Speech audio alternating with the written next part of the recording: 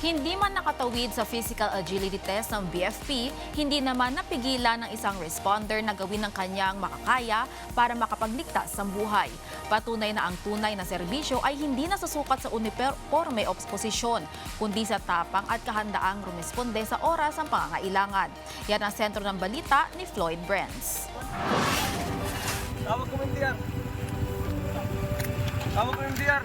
911. Hindi man nakapasa sa susunod na yugto ng Bureau of Fire Protection o BFP Physical Agility Test bilang applicant sa Emergency Medical Services, hindi ito naging hadlang sa isang responder para ipagpatuloy ang paglilingkod sa kapwa.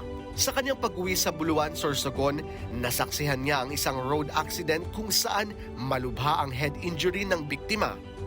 Agad siyang tumulong at inatasan ang mga bystander na tumawag sa MDRRMO at 911.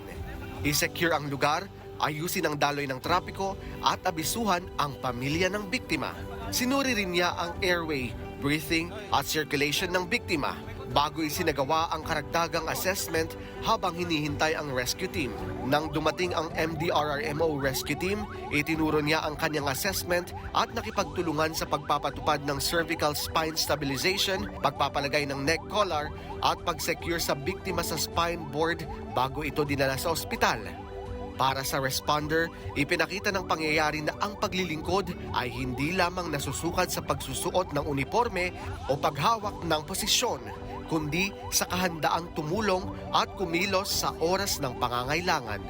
Floyd Brenz para sa Bayan.